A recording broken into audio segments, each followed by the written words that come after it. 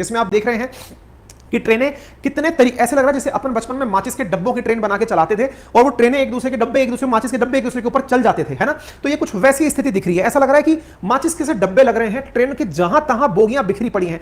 सुनने में जो 233 नंबर आ रहा है ये केवल एक नंबर लग रहा है, लेकिन कितनी दूर तक ऐसा हुआ होगा, कितने ही लोग ऐसे होंगे जिनके बारे में अभी तक प्रशासन को कोई जानकारी नहीं होगी।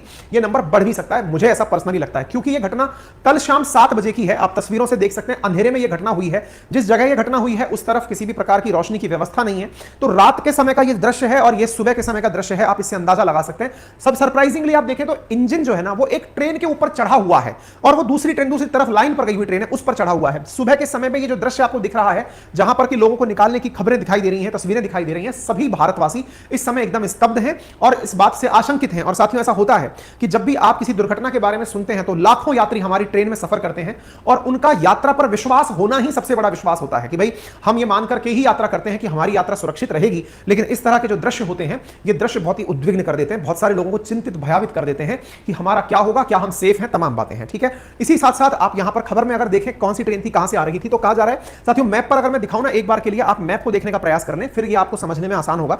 असल में भारत के पूर्ववर्ती भारतीय क्षेत्र में 2 राज्यों को आप यहां पर देखें, वो कौन से हैं। एक राज्य यहां पर है उड़ीसा और एक राज्य है यहां पर वेस्ट बंगाल।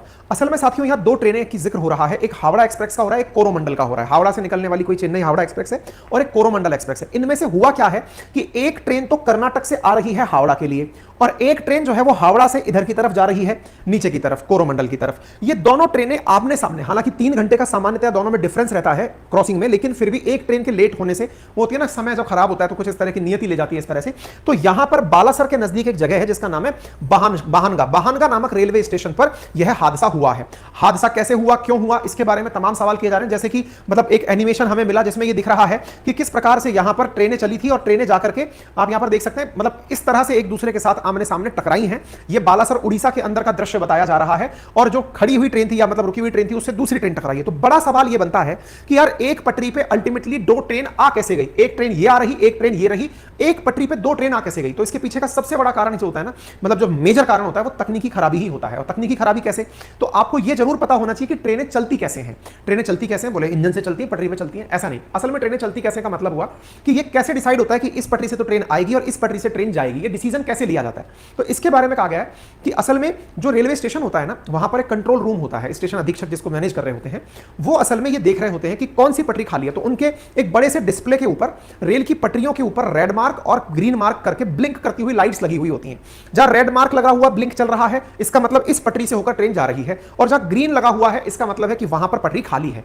इस प्रकार से स्टेशन वाले वहीं पर बैठे बैठे ट्रेन को दिशा दे देते हैं। आप और हमको जब हम नहीं जानते ट्रेन के बारे में तो ऐसा लगता है कि ड्राइवर ट्रेन चलाता है। वास्तविकता में ड्राइवर ट्रेन नहीं चला रहा होता है, चलाता वो स्टेशन पे बैठा हुआ स्टेशन सुपरिटेंडेंट या फिर जो भी इंचार्ज है वो चलाता है ट्रेन। आप पूछेंगे वो कैसे, असल में वही डिसाइड करता है कि ट्रेन को कौन सी पटरी पे लेना है। अपन सोचते हैं यार ट्रेन मुड़ती कैसे है, तो होता क्या है ना कि पटरियों के अंदर शिफ्टिंग होती है। शिफ्टिंग से मतलब ये ट्रेन की पटरी जो है वो दूसरी पटरी के साथ में वहां स्टेशन अधीक्षक बैठा बैठा जब वो ऑर्डर कंट्रोल पैनल को ऑर्डर करता है, वो पटरियां ऑटोमेटिक दूसरी पटरियों के साथ मर्ज हो जाती है। तो वो पटरियां मूव करती हैं।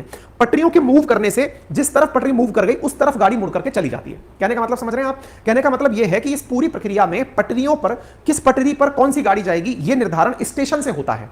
तो पटरी पर जहां ग्रीन लाइन दिख रही होगी वहां पर एक ट्रेन अगर ऑलरेडी खड़ी है तो इसका मतलब ये तकनीकी खामी, और अगर ये तकनीकी खामी नहीं है तो ये मानवीय भूल है, किसी व्यक्ति के द्वारा किया गया कार्य है। चलो अब ये पूछेंगे कि सर इसका मतलब इतने सारे लोगों की जिंदगी एक स्टेशन पर बैठे हुए व्यक्ति के हाथ में होती है क्या? बिल्कुल, अभी तक तो यही है। और अगर वो आदमी गलत तरीके से ऑर्डर कर दे, केवल एक गलत बटन दबा दे, पटरियां दूसरी तरफ शिफ्ट हो जाए तो हादसे होना निश्चित है। इससे बचने के लिए क्या हुआ? इससे बचने के लिए भारत सरकार के द्वारा कवच सुरक्षा प्रणाली विकसित की गई थी। कवच सुरक्षा प्रणाली के बारे में अश्विनी वैष्णव जी ने जून 3, 2023 को, अभी जो वीडियो चल रहा है लोग इसे उठा रहे हैं, इसको क्यों उठा रहे हैं? क्योंकि असल में अश्विनी वैष्णव जी ने आज से कुछ महीने पहले भारत के लिए एक बात की घोषणा की और क्या कहा कि हम लोगों ने एक ऐसी तकनीकी विकसित कर ली है कि जिससे अगर एक पटरी पर, जैसे मानवीय भूल से, मैंने अभी आपको क्या बताया ट्रेन टकराती क्यों है, मानवीय भूल हो या मानवीय भूल के साथ साथ तकनीकी खराबी हो, तो इन्होंने कहा कि अगर मान लो मानवीय भूल से या तकनीकी खराबी से भाई पटरियां एडजस्ट ही नहीं हो पाई, ट्रेन एक ही जगह पर आ गई। ये हम लोगों की सबसे बड़ी गलती हमें लगता है ड्राइवर चलाता है, वो केवल स्पीड देता है, रोकता है, वो यही करता है। उसको दिशा देने वाला जो काम है ना वो स्टेशन से होता है। ऐसी स्थिति में अगर मानवीय भूल या तकनीकी खराबी से एक ही पटरी पर दो ट्रेन आ जाएं, जैसे देखो एक ट्रेन ये जा रही जिसमें अश्विनी वैष्णव जी खुद बैठे हुए हैं और सामने से एक ट्रेन और आ रही है, दोनों आमने सामने आ गई, तो दोनों के आमने सामने आने पर इन्होंने बकायदा खुद बैठ करके ये डेमो दिया और लोगों में ये विश्वास पैदा किया था कि अगर ऐसी स्थितियां आ जाएंगी तो ऐसी स्थितियों में ट्रेनें स्वतः ही एक निश्चित दूरी पर रुक जाएंगी। तो अब देखो, जब आपने देखो ऑटोमेटिक ब्रेक लगने शुरू हुए, इस रक्षा प्रणाली को कवच सुरक्षा प्रणाली नाम दिया गया। अब सोचो कि इस चीज का इतना प्रचार प्रसार हुआ कि ट्रेनें एक साथ एक पटरी पर आ जाएंगी तो रुक जाएंगी, तो फिर ये रुकी क्यों नहीं?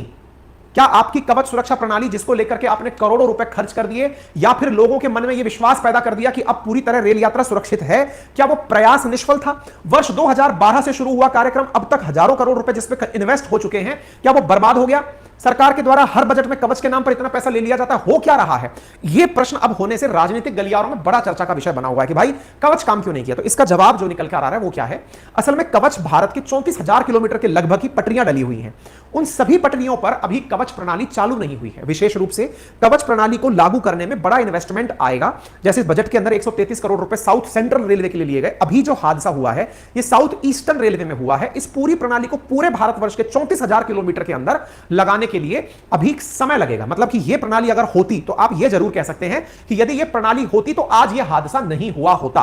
रही बात इसकी कि क्या जिस जगह यह हादसा हुआ है वहां यह प्रणाली लगी हुई थी, क्या नहीं लगी हुई थी? और सबसे इंपॉर्टेंट बात यह है कि यह नहीं लगी हुई थी, इसीलिए एक विश्वास पैदा होता है कि अगर यह लगी होती तो फायदा होता। तो जो मुद्दे लोग ट्रोल करने के लिए उठा रहे हैं कि क्या कवच प्रणाली फेल मार गई है, तो आंसर है नहीं, कवच प्रणाली फेल नहीं मारी है, यहां लगी हुई नहीं थी। तो कब तक लग जाएगी? तो स्वाभाविक सी बात है, यह इंफ्रास्ट्रक्चर निर्माण का कार्य है और यह 2024 में सरकार का लक्ष्य है कि इसे कंप्लीट किया जाए, क्योंकि इसमें बड़ा इन्वेस्टमेंट आता है, किलोमीटर के हिसाब से करोड़ों रुपए का खर्चा आता है, तब जाकर के यह कार्य पूर्ण होता है। ठीक है ना? तो यह चीज निकल कर आई। तो ट्रेनों के बारे में कौन कौन सी ट्रेनें हैं, अब थोड़ा सा उनके बारे में जान लीजिए।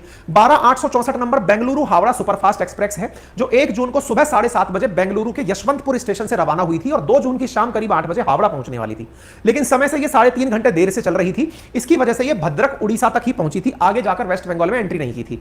वहीं दूसरी ट्रेन जिसका नाम शालीमार चेन्नई एक्सप्रेस है, यह कोरोमंडल एक्सप्रेस 2 जून को दोपहर 3:30 पर हावड़ा से चली थी, यानी पश्चिम बंगाल से चली थी, और 3 जून को शाम 4:50 के आसपास चेन्नई सेंट्रल रेलवे स्टेशन पहुंचने वाली थी। ऐसी स्थिति में 6:37 पर यह बालासर पहुंची। तो दोनों ट्रेनें आमने सामने आ रही थी और ऐसी स्थिति में बाहनगा बाजार नामक स्टेशन पर यह आमने सामने आ गई और बड़ा हादसा हो गया। प्रत्यक्षदर्शियों ने अपने द्वारा जो बताया वो भी आप सुन सकते हैं। एक बार के लिए मैं ऑडियो क्लिप ऑन कर देता हूं, आप सुन लीजिएगा।